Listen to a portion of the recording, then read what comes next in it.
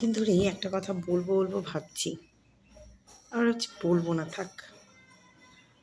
কিন্তু না, পেটে ঠিক সামলাতে পারছি না, না বললেও শান্তি হচ্ছে না। সবার এখন ফাইনাল এক্সাম চলছে বাচ্চাদের, তো আমার মেয়েরও চলছে। তো অনেক দিন ধরেই টিউশন টিচার খুঁজছিলাম। টিউশন টিচার খুঁজতে গিয়ে একটা বিটার এক্সপিরিয়েন্স হলো, আবার বেশ ভালো এক্সপিরিয়েন্সও হলো। যেমন আমরা ভালো মানুষদের সাথেও মিশি, আবার খারাপ মানুষদের দেখাও পাই।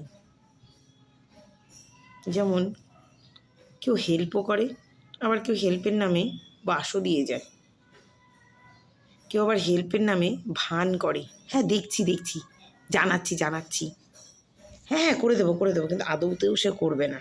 তার মাথাতেই নেই যে সে করবে, সে চায়ও না সে করতে, কিন্তু হ্যাঁ হ্যাঁ করে দেবো, কোনো ব্যাপার না। তেমনি বেশ কয়েকজনের কাছ থেকে টিউশন টিচারের খোঁজ নিতে চেষ্টা করি, খোঁজ নিলাম। খোঁজ নেওয়ার সময় দুই একজনের কাছ থেকে যখন জিজ্ঞেস করা হয়, শুধু সেটা আমার সাথেই যে হয় এই ঘটনা তা নয়, অনেকের সাথেই হয়। টিউশন টিচারের নাম জিজ্ঞেস করলে পরেই কেউ বলবে কী যেন ছিল নামটা, কী যেন ছিল। আবার যদি তাকে বাড়ির জিজ্ঞেস করা হয়, টিউশন টিচারের বাড়ি, ওই যে ওইখানে কত দূরে, অনেক দূরে বাড়িটা, ওইখানে কত দূরে যেন, ঠিক বলতে পারছি না জায়গাটার নাম। ফোন নাম্বার জিজ্ঞেস করলে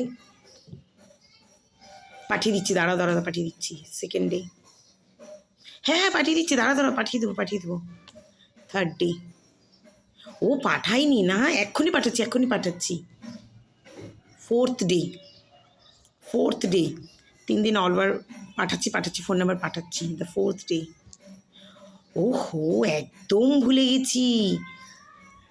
আমি না তাহলে একটু স্যারকে জিজ্ঞেস করে নিই, হ্যাঁ জিজ্ঞেস করে নিয়ে আমি তোমাকে পাঠাবো, ফোন নাম্বারটা হবে? বললাম নমস্কার বন্ধু, আর লাগবে না, আমি আমার মেয়েকে নিজেই উতরে নেবো, থাক, পরের বার দেখা যাবে। কি আর বলবো বলো।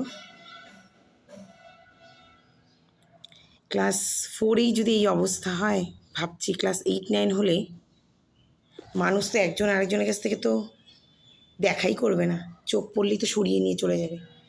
যদি ভুলবশত টিচারের নাম জিজ্ঞেস করি বা ফোন নাম্বার জিজ্ঞেস করি, কি হবে? আমার মেয়ে যদি নাম্বার বেশি পেয়ে যায়, তাহলে তো কোথাও বোধহয় চাকরি পেয়ে যাবে 5-এ আবার, কি জানি।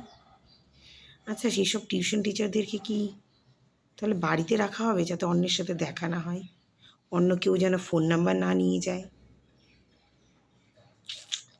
কি হবে ভাবছি, এই সিচুয়েশনটা ঠিক কোথায় গিয়ে দাঁড়াবে।